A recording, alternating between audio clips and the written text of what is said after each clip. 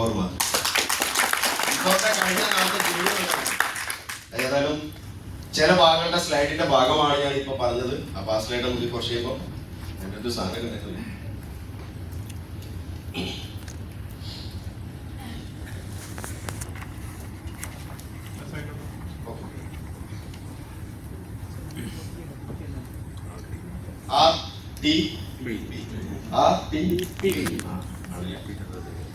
Residential training programme അല്ലെ, empowered residential training programme. ഇതാണ് ഞാൻ ജസ്റ്റ് ഒന്നുകൂടി ഒന്ന് റീകോൾ ചെയ്യാണ്. നമ്മൾ ഈ പ്രോജക്റ്റിന്റെ ഭാഗമായി ദൈവാനുഗ്രഹം കൊണ്ട് തന്നെയാണ് എന്ന് വിശ്വസിക്കാൻ പറ്റുമോ? പറ്റും അല്ലെ? എത്രയോ പേരുണ്ട് ഓപ്പർച്യൂണിറ്റികൾ അന്വേഷിച്ച് നടക്കുന്ന, ലക്ഷങ്ങൾ കയ്യിൽ വെച്ചിട്ട് എന്തെങ്കിലും പ്രോപ്പറായിട്ട് മുതൽ മുടക്ക് നടത്തി ഒരു ബിസിനസ്സിലേക്ക് എന്തെങ്കിലും ഉണ്ടാക്കണം, അല്ലെങ്കിൽ വീടെടുത്ത് അതിന് വാടക വാങ്ങിക്കണം, അങ്ങനെ ഒരുപാട് ആഗ്രഹങ്ങളാണ്. പക്ഷെ എവിടെ എങ്ങനെ തുടങ്ങണം എന്ന് അറിയാത്ത ഒരുപാട് പേരുണ്ട്.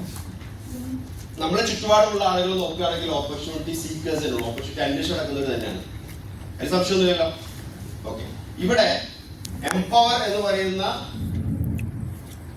ഒരു കമ്മ്യൂണിറ്റി ബിൽഡായത് 2020 ജൂണിലാണ്. 2020 ജൂണിൽ 4-5 പേര് മാത്രം, അമീൻ, ഇല്യാസ്ക, ഷാനുക്ക പോലുള്ള 5ഓളം ആളുകളിൽ നിന്നും തുടങ്ങി ഇന്ന് വളരെ വലിയ രീതിയിലൊരു കമ്മ്യൂണിറ്റി ആയി മാറി. ഇതിന്റെ ഇടയിൽ എവിടെയും ഒന്നും സംഭവിച്ചിട്ടില്ല. ഒരു ഡാമേജ്, ഒരു ചീത്തപ്പേര് ഉണ്ടാക്കേണ്ട കാര്യം ഉണ്ടായിട്ടില്ല. കാരണം ഈ കഴിഞ്ഞ നാളുകൾ അത്രയും 2020 ഫെബ്രുവരിയിൽ ചെയ്യുന്ന സമയത്ത് ഇന്ന് നമ്മൾ എങ്ങനെയാണോ USDT ഏൺ ചെയ്യുന്നത് അല്ലെ, നമ്മുടെ റഫർ ചെയ്ത USDT അല്ല കിട്ടുന്നത്. എത്തേരിയം എന്താണെന്നറിയാം? എത്തേരിയം എന്ന് പറയുന്ന ഒരു ക്രിപ്റ്റോ അറിയാം? കേട്ടിട്ടുണ്ട്. ലോകത്ത് ലക്ഷക്കണക്കിന് ക്രിപ്റ്റോ കറൻസി ഉള്ളിൽ സെക്കൻഡ് റാങ്കിൽ നിൽക്കുന്ന ക്രിപ്റ്റോ ആണ് എത്തേരിയം.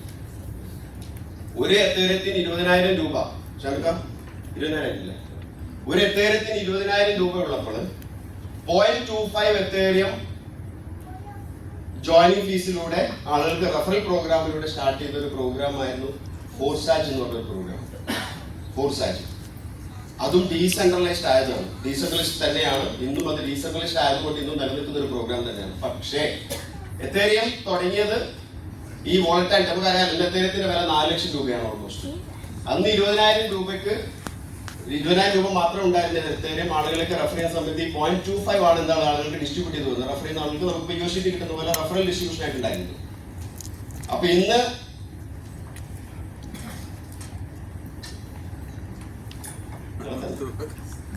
പറയണ്ടല്ലോ, 0.25 എത്തേരിയം എന്ന് പറഞ്ഞാല് 5,000 രൂപക്ക് ഈക്വലന്റ് ആയിട്ടുള്ള എത്തേരിയം അല്ലെ.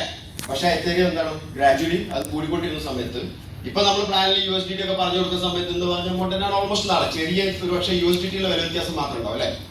അങ്ങനെ നോക്കുമ്പോൾ ഈ എത്തേരിയത്തിന്റെ വില ഗ്രാജുവലി കൂടിക്കൊണ്ടിരുന്നു. പക്ഷെ കിട്ടിയ ആളുകൾക്ക് എത്തേരിയം കിട്ടി, ഒരുപാട് എത്തേരിയം കളക്ട് ചെയ്തു. ആ എത്തേരിയത്തിന്റെ ഇന്നത്തെ വില എന്ന് പറയുന്നത് ഒരു എത്തേരിയത്തിന് 4 ലക്ഷം രൂപയാണ്, അന്ന് 20,000 രൂപ. പക്ഷെ ഇത് ആളുകളിലേക്ക് റെഫർ ചെയ്യുമ്പോൾ ആളുകൾക്ക് പറഞ്ഞു കൊടുക്കുന്ന സമയത്ത് എപ്പോഴും അത് എളുപ്പമല്ല. കാരണം 0.25 എത്തേരിയം ഡീസെൻട്രലൈസ്ഡ് ഫോർമാറ്റിൽ ഉണ്ടാക്കിയിരിക്കുന്ന സ്മാർട്ട് കോൺട്രാക്ട് മാറ്റാൻ പറ്റുമോ? ഇല്ല. അപ്പൊ സ്വാഭാവികമായിട്ടും 0.25 ഇൻവെസ്റ്റ് ചെയ്ത ആൾ എന്ത് വേണം? അന്ന് 5,000 ഇൻവെസ്റ്റ് ചെയ്തിട്ടുണ്ടെങ്കിൽ ഇന്നത്തെ ഇൻവെസ്റ്റ് ചെയ്യണം 1 ലക്ഷം രൂപ ഇൻവെസ്റ്റ് ചെയ്യണം. പറഞ്ഞു മനസ്സിലായോ? ഈ രീതിയിൽ വോളറ്റൈൽ എന്ന് പറഞ്ഞാൽ റേറ്റ് ഗ്രാജുവലി ഡിമാൻഡ് അനുസരിച്ച് കൂടിക്കൊണ്ടിരിക്കുന്ന ഒരു ക്രിപ്റ്റോയിലേക്ക് പോകുമ്പോൾ അത് ആളുകൾക്ക് എളുപ്പമല്ലാതായിരുന്ന സമയത്ത് മറ്റൊരു പ്രോജക്റ്റ് ബിൽഡ് ചെയ്തത് വന്നതാണ് ഇപ്പൊ ലാസ്റ്റ് നമ്മൾ ചെയ്ത മെറ്റാഫോഴ്സ്. അതിലൂടെ ഒരു കാര്യം കൂടി ചെയ്തു. ആ പ്രോഗ്രാമിലൂടെ ഇപ്പൊ നമുക്ക് കിട്ടിക്കൊണ്ടിരിക്കും, നമുക്ക് ടോക്കൺ കിട്ടുന്നില്ല. ഇപ്പം കോയിൻഫോഴ്സിന്റെ ടോക്കൺ കിട്ടുന്നില്ലേ? അതുപോലെ മെറ്റാഫോഴ്സിന്റെ ടോക്കൺ കണക്ട് ചെയ്യാൻ ഒരു ഓപ്പർച്യൂണിറ്റി ആളുകളൊക്കെ റെഫർ ചെയ്യുന്ന സമയത്തും അതിന്റെ ഓരോ ഡിഫറെന്റ് ആയിട്ടുള്ള പ്രോഗ്രാമുകളിലൊക്കെ വന്ന് അതിന്റെ റോഡ് മാപ്പ് ത്രൂ പോയ സമയങ്ങളൊക്കെ നമുക്ക് എന്ത് ചെയ്യാൻ പറ്റി? മെറ്റാഫോഴ്സിന്റെ ടോക്കൺ കളക്ട് ചെയ്യാൻ പറ്റി. ഇന്ന് CES എന്ന പേരുള്ള ടോക്കൺ, ഈ ടോക്കൺ ആളുകൾക്ക് ഡിസ്ട്രിബ്യൂഷൻ കഴിഞ്ഞപ്പോൾ അതിന്റെ പ്രോസസ്സിന്റെ ഭാഗമായിട്ട് റോഡ് മാപ്പിന്റെ ഭാഗമായിട്ട് എന്ത് ചെയ്തു? പബ്ലിക്കിലേക്ക് ലിസ്റ്റ് ചെയ്തു. അതിന്റെ ഇടയിൽ തന്നെ നമുക്ക് വാങ്ങാനും വിൽക്കാനുള്ള സൗകര്യം ഉണ്ടായിരുന്നു. ഒരു CS-ന് $20 വരെ, ഏതാണ്ട് $21, 2,000 രൂപയോളം ടച്ച് ചെയ്തു. ഇന്നത് ഗ്രാജുവലി താഴെ പോയെങ്കിലും പക്ഷെ ഇടയ്ക്ക് കൂടും താഴെ പോകും. നമ്മുടെ ചോയ്സ് ആണ്, നമ്മുടെ കയ്യിൽ എത്രത്തോളം. ഈ ആളുകളൊക്കെ നമ്മുടെ കൂട്ടത്തിലുള്ള ഒട്ടുമിക്ക ആളുകളും ഏതാണ്ട് 50,000 മുതൽ 60,000 ടോക്കൺ വരെ കളക്ട് ചെയ്ത ആളുകളാണ്. എന്തുകൊണ്ടാണ്? ആ ഓപ്പർച്യൂണിറ്റിയെ കൃത്യമായി ഉപയോഗപ്പെടുത്തിയതുകൊണ്ടാണ്. പിന്നീട് നമുക്ക് കിട്ടിയൊരു തേർഡ് ഓപ്പർച്യൂണിറ്റി അല്ലെങ്കിൽ ഇപ്പൊ നിൽക്കുന്ന ഒരു ഓപ്പർച്യൂണിറ്റിയാണ് കോയിൻഫോർജ് എന്ന് പറയുന്നത്. ഏതൊരു ക്രിപ്റ്റോയും മാർക്കറ്റിൽ വരുമ്പോഴും ആ ക്രിപ്റ്റോ ജസ്റ്റ് ഡെവലപ്പ് ചെയ്യുന്ന ക്രിപ്റ്റോ ഡെവലപ്പ് ചെയ്യാം. ജസ്റ്റ് സിമ്പിൾ ആയിട്ട് മാർക്കറ്റിലേക്ക് സപ്ലൈ ചെയ്യുന്നതിന് പകരം അതൊരു കമ്മ്യൂണിറ്റിയിലൂടെ ഡിസ്ട്രിബ്യൂട്ട് ചെയ്യുമ്പോൾ ആ ക്രിപ്റ്റോയുടെ സാധ്യത മനസ്സിലാക്കി, അതിന്റെ പ്രൊജക്ട് മനസ്സിലാക്കി, അതിന്റെ റോഡ് മാപ്പ് മനസ്സിലാക്കി ആ ടോക്കൺ ഹോൾഡ് ചെയ്യുന്ന ഒരു കൂട്ടം ആളുകൾ ബോണ്ട് സപ്പോർട്ടായിട്ട് ഉണ്ടാകുമ്പോഴാണ് അത് പബ്ലിക്കിലേക്ക് വരുന്ന സമയത്ത് അത് കൃത്യമായിട്ട് ഡിമാൻഡ് ഡെവലപ്പ് ചെയ്യുന്ന ഒരു ക്രിപ്റ്റോ ആയിട്ട് മാറുള്ളൂ. അല്ലെങ്കിൽ എന്ത് സംഭവിക്കും? ഡയറക്റ്റ് കൊണ്ടിട്ട് ലിസ്റ്റ് ചെയ്ത് കഴിഞ്ഞാൽ ആൾ വാങ്ങാൻ നിൽക്കില്ല, ഹോൾഡ് ചെയ്യാൻ നിൽക്കില്ല, അതിന് ഡെവലപ്മെന്റ് ഉണ്ടാവില്ല, പ്രോജക്റ്റുകളിലേക്ക് അതൊന്നും സംഭവിക്കില്ല. ഈ രീതിയിലാണ് എന്തുണ്ടാവുക? ഒട്ടുമിക്ക ക്രിപ്റ്റോ ഉണ്ടാവുക. പ്രൊജക്റ്റുകളോട് കൂട്ടി വരുന്നത് വളരെ റയറാണ്. പ്രൊജക്റ്റിലൂടെ വരുന്നെങ്കിൽ പോലും ഇതിലൂടെ തന്നെ സ്കാമുകൾ ഡെവലപ്പ് ചെയ്യും.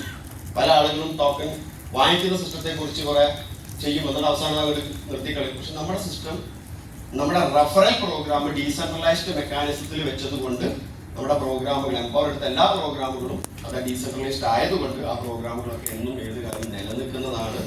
അതുകൊണ്ട് തന്നെ ഇപ്പം നമ്മൾ കളക്ട് ചെയ്തുകൊണ്ടിരിക്കുന്ന കോയിൻഫോർജിന്റെ ടോക്കൺ മാക്സിമം കളക്ട് ചെയ്യാനുള്ള ഓപ്പർച്യൂണിറ്റി ആളുകൾ ഉപയോഗപ്പെടുത്തുന്നു. അപ്പൊ അതുകൊണ്ട് തന്നെ നേരത്തെ ഉണ്ടായിരുന്ന ഫോർസാജ്, അതിനുശേഷം ഫോർസാജിന്റെ BUSD, അതിനുശേഷം ഡായിലൂടെ നമ്മൾ മെറ്റാഫോഴ്സിന്റെ കോയിൻ കളക്ട് ചെയ്തു. ഇപ്പോൾ കോയിൻഫോർജിന്റെ ടോക്കൺ കളക്ട് ചെയ്യാനുള്ള ഓപ്പർച്യൂണിറ്റി. ഇവിടെ എവിടെയും എന്തില്ല, ഒരു ഡാമേജ് ഇല്ല. മാക്സിമം ടോക്കൺ കളക്ട് ചെയ്യാനുള്ള ഓപ്പർച്യൂണിറ്റി. ഇത് കഴിഞ്ഞ 5 വർഷമായിട്ട് മാർക്കറ്റിൽ മെയിൻറ്റെയിൻ ചെയ്യുന്ന കേരളത്തിലെ ഒരേ ഒരു കമ്മ്യൂണിറ്റി അതാണ്. ക്രിപ്റ്റോ കോൺക്ലേവ് നടന്നത് 2002 ക്രിപ്റ്റോ കോൺക്ലേവ്, ആദ്യത്തെ ക്രിപ്റ്റോ കോൺക്ലേവ് നടന്നത് ജൂൺ 2025. അവിടെ ഒരുപാട് ക്രിപ്റ്റോ പ്രോജക്റ്റുകൾ ചെയ്യുന്ന ആളുകൾ കേരളത്തിലുണ്ടായിട്ടും, അതായത് രജിസ്റ്റർ ചെയ്തുകൊണ്ട് കമ്പനിയൊക്കെ രജിസ്റ്റർ ചെയ്തിട്ടുണ്ടായിട്ടും ഒരു രജിസ്ട്രേഷനും ഇല്ലാതെ ഒരു കമ്മ്യൂണിറ്റിയുടെ പേര് മാത്രം ഐഡന്റിഫൈ ചെയ്തിട്ട് നമുക്ക് തന്ന ഒരു റെക്കഗ്നൈസേഷനാണ് ആ പ്രോഗ്രാമിലേക്ക് ഒരു കമ്മ്യൂണിറ്റി ക്ഷണിച്ചിട്ടുള്ളത്. അതെന്തുകൊണ്ട് മാത്രമാണ് നമ്മൾ എന്ത് ധൈര്യമാണ് വേണ്ടത്? ഇതാണ് അനുഭവം. കേരളം